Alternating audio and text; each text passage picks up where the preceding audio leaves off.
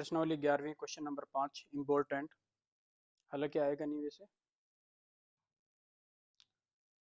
Exercise 11वीं question number 5 अच्छा सवाल है, देखिए। कहता है बिंदु 1,2,-4 से जाने वाली और दो रेखाओं पर लंब रेखा का सदिश समीकरण ज्ञात करना है। सदिश समीकरण हमें पता है A vector plus lambda B vector. तो बी वेक्टर हमें मान लीजिएगा b1 i cap, b2 j cap, b3 k cap. B vector मान लिया। तो ये कह रहा है क्वेश्चन वाला कि ये एक तो इन पर लंब है। अगर ये इन पर लंब है तो इसका मतलब ये हुआ कि b1 3 और ये आ जाएगा हमारे पास 16 b2 और प्लस में 7 का और b3 का मल्टीप्लाई हो जाएगा हमारे पास कितना 7 b3 बराबर में कितना 0। समीकरण नंबर 1। ऐसे ही ये इसके लंब है नीचे वाले के, तो इनके साथ जो इनके दिक् अनुपातों का गुणनफल होगा वो कितना होगा 0। तो यहाँ से आ जाएगा 3b1 माइनस में प्लस में 8b2 और माइनस में 5b3 बराबर में 0। यहाँ से अपने को b1 b2 b3 के मान निकालने हैं। क्योंकि ये दिक् अनुपात हैं तो इनका अनुपात आ जाए तो भी काम चल जाएगा। तो b1 b2 और b3। अब जैसे b1 का मान निकालना है तो यहाँ पर हम माइनस का 16, 8, 7 और माइनस का 5, मतलब हमें b1 वाले मान छोड़ देने हैं b1 के लिए। जब हम b2 के मान लेंगे तो b2 के मान छोड़ दो। आगे बढ़ना है b3 के मान लेने हैं 7 माइनस के 5 और फिर उसके बाद ये वाले मान लेने हैं। यहाँ पर आ जाएंगे 3 और 3। अब हमें b3 के मान लेने हैं b3 के नीचे, तो इसके खुद के मान छोड़ देने हैं। b1 के लेने हैं तो ये हो जाएंगे हमारे पास 3 3 माइनस का 16 और 8।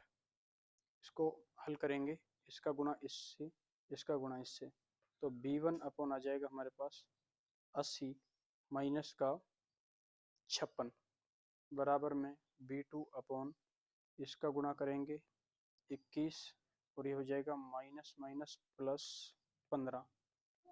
b3 आ जाएंगे हमारे पास 8 तिया 24 माइनस 16 तिया 48 यानी प्लस का हो जाएंगे हमारे पास b1 अपॉन यह आ जाएगा 24 b2 अपॉन 36 और b3 अपॉन हो जाएंगे हमारे पास कितना 72। तो इनको हम काट सकते हैं, 12 से कट रहे हैं, 12 दूनी 24, 12 तिया 36 और 12 छिक 72। b1 upon 2, b2 upon 3, b3 upon 6, मतलब ये हमारे पास आ गए हैं दिक् अनुपात रेखा के। और ये रेखा एक बिंदु से और जाती है जिस बिंदु के निर्देशांक हैं हमारे पास कितने 1, 2, -4। क्योंकि रेखा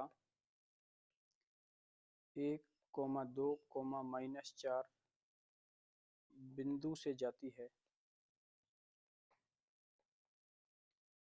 इसीलिए यहाँ से आ जाएगा ए वेक्टर बराबर में आई कैप प्लस का 2 जे कैप माइनस का 4 के कैप।